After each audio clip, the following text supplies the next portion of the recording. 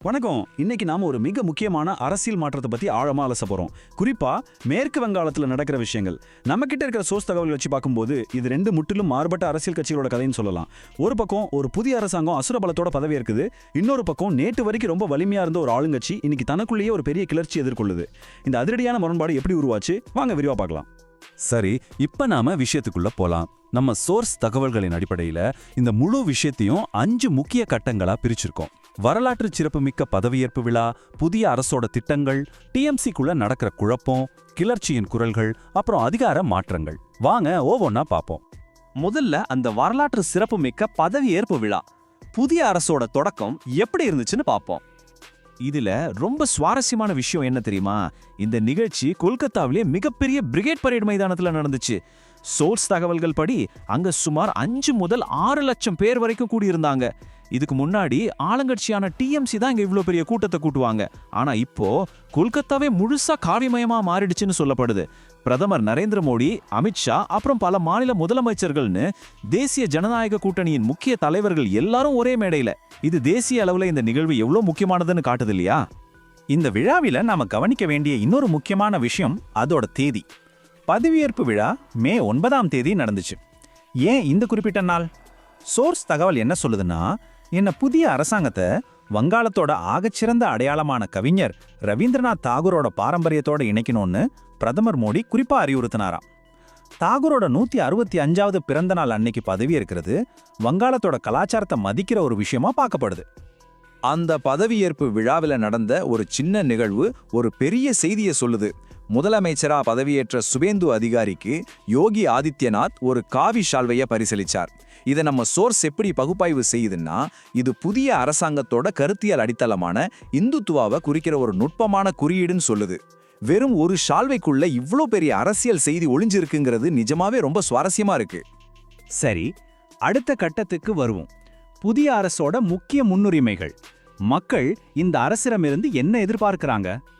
இது ரொம்ப தெளிவா விளக்குறது என்னன்னா, இந்த புது அரசாங்கத்துக்கிட்ட மக்களோட எதிர்பார்ப்பு எவ்வளோ பெருசா இருக்குங்கிறது தான். பாதுகாப்பு, அப்புறம் நல்லாட்சி, இது ரெண்டும் தான் முதல் படி. குறிப்பா சொல்லணும்னா பங்களாதேஷ் எல்லையில வேலி அமைக்கிற விவகாரம். இதுக்கு முன்னாடி மத்திய அரசுக்கும் மாநில அரசுக்கும் இடையில இருந்த முரண்பாடுகளால இது ரொம்ப தாமதமாச்சுன்னு சோர்ஸ் சொல்லுது. ஆனா இப்போ மாநிலத்திலையும் மத்தியிலையும் ஒரே கூட்டணி ஆட்சி இருக்கிறதால ஒரு ஒருங்கிணைந்த நடவடிக்கையை நாடு முழுவதுமே ரொம்ப ஆர்வமா எதிர்பார்க்கறாங்க. வங்காளத்தோட நீண்டகால பிரச்சனையே இதுதாங்க.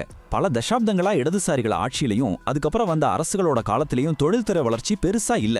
இதுக்கு ஒரு பெரிய உதாரணமா சிங்கூர்ல இருந்து டாடா நானோ ஆலை வெளியேறினதை சோர்ஸ் சுட்டி காட்டுது. இதனால வங்காள இளைஞர்கள் வேலை தேடி வேற மாநிலங்களுக்கு போக வேண்டிய கட்டாயம் வந்துச்சு. ஆனா இப்போ உள்ளூரிலே வேலை வாய்ப்புகளை உருவாக்குற மாதிரியான ஒரு தொழில்துறைக்கு சாதகமான சூழலை இந்த புதிய அரசு கொண்டு வரும்னு இளைஞர்கள் மத்தியில ஒரு மிகப்பெரிய எதிர்பார்ப்பு உருவாகியிருக்கு. இப்போ நாம கதையோட அடுத்த பகுதிக்கு, அதாவது திரிணாமுல் காங்கிரஸ் கட்சிக்குள்ள நடக்கிற குழப்பங்களுக்கு வருவோம். அங்க எதிர்பாராத சில உட்கட்சி பூசல்கள் நடந்துகிட்டு இருக்கு. வெறும் 5. ஆமாங்க, இந்த ஒற்றை இலக்க எண் இப்போ வங்காள அரசியல்ல ஒரு பெரிய சலசலப்பையே ஏற்படுத்தி இருக்கு. இது வேற ஒன்றும் இல்ல, சமீபத்திய தேர்தல் தோல்விக்கு அப்புறம் கட்சி தலைமைக்கு எதிராக போர்க்கொடி தூக்குன திரிணாமுல் காங்கிரஸோட 5 முக்கிய தலைவர்களுக்கு இப்போ விளக்கம் கேட்டு நோட்டீஸ் அனுப்பப்பட்டிருக்கு. இந்த நோட்டீஸ்களை அனுப்புனது யார் தெரியுமா? கட்சியோட தேசிய செய்தி தொடர்பாளரும் எம்பியுமான டெரக் ஓப்ரையன். இதுல இருக்கிற ஒரு மிகப்பெரிய முரண்பாட்டை நம்ம சோர்ஸ் சுட்டி காட்டுது. தேர்தல் முடிவுகளுக்கு முன்னாடி சரியா மே 4ஆம் தேதி பிரதமர் மோடி ராஜினாமா செய்வார்னு இதே ஓப்ரையன் ரொம்ப உறுதியா சவால் விட்டிருந்தார். அவரோட கணிப்பு முற்றிலும் தப்பா போனதுக்கு அப்புறம் அவரே மற்றவங்களுக்கு நோட்டீஸ் அனுப்புறது ஒரு பெரிய அரசியல் முரண் இல்லையா? சரி, இந்த கிளர்ச்சி விமர்சனம் எல்லாம் யாரை நோக்கி போகுதுன்னு நினைக்கிறீங்க? சோர்ஸ் தகவல்களின்படி மம்தா பானர்ஜியோட அரசியல் வாரிசா கருதப்படுற அபிஷேக் பானர்ஜி மேலதான் கட்சியோட ஒட்டுமொத்த கோபமும் திரும்பியிருக்கு.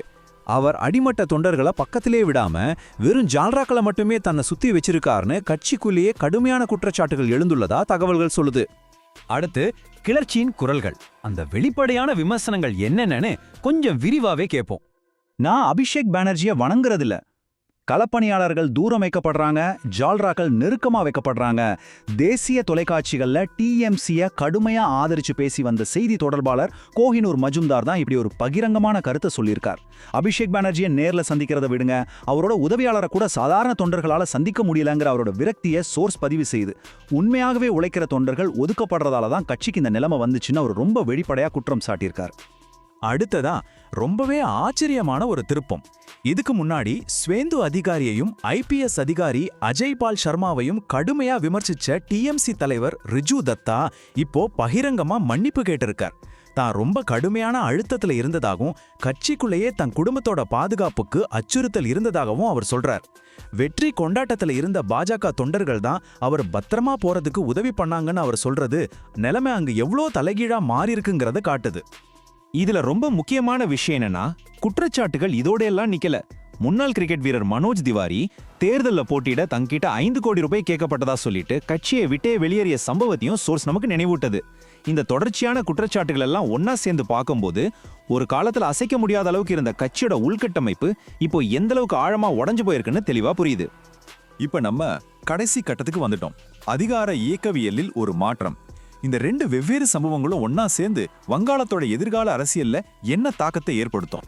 வங்காள அரசியலை நீங்க கவனிச்சிருந்தா உங்களுக்கு ஒரு விஷயம் நல்லா தெரிஞ்சிருக்கும். வங்காளத்தோட வரலாற்றை எடுத்து பாத்தீங்கன்னா, காங்கிரஸ் இடதுசாரிகள்னு யார் அதிகாரத்தை கைப்பற்றினாலும் அவங்க பல தசாப்தங்களுக்கு தொடர்ந்து ஆட்சி செய்வாங்க. அங்க மக்கள் அடிக்கடி அரசாங்கத்தை மாத்துறதில்ல. சோர்ஸ் தகவலின்படி இதை ரொம்ப நல்லாவே உணர்ந்திருக்கிற டிஎம்சி தலைவர்கள் இப்ப ரொம்பவே பீதி அடைஞ்சிருக்காங்க. இனி அபிஷேக் பானர்ஜியோட தலைமையின் கீழ் நமக்கு ஒரு உறுதியான அரசியல் எதிர்காலம் இருக்கா அப்படிங்கிற அச்சம் அவங்களுக்குள்ள ஆழமா வேரூன்றி இருக்கு. இது நம்மள ஒரு மிகப்பெரிய கேள்வியின் முன்னாடி கொண்டு வந்து நிறுத்துது. தேர்தல் முடிவுகள் வெளியான உடனேயே சுவேந்து அதிகாரி சொன்ன ஒரு கருத்தை நம்ம சோர்ஸ் சுட்டி காட்டுது. அதாவது வங்காளத்துல டிஎம்சி அழிஞ்சிடும், மம்தா பானர்ஜியோட அரசியல் சகாப்தம் முடிவுக்கு வந்துடுச்சே அப்படின்னு அவர் கணிச்சிருந்தாரு. இப்போ ஆளுங்கட்சிக்குள்ள நடக்கிற இந்த தொடர் கிளர்ச்சிகளையும் புதிய அரசோட வேகமான நகர்வுகளையும் பார்க்கும்போது ஒருவேளை அந்த கணிப்பு நிஜமாகிடுமோ அப்படிங்கிற கேள்வி எழத்தான் செய்து. இதுக்கு காலம்தான் பதில் சொல்லணும். வங்காளத்தோட அடுத்த அத்தியாயம் எப்படி இருக்கும் கொஞ்சம் சிந்தித்து பாருங்க. இன்னொரு சுவாரஸ்யமான அலசலில் உங்களை சந்திக்கிறேன். நன்றி.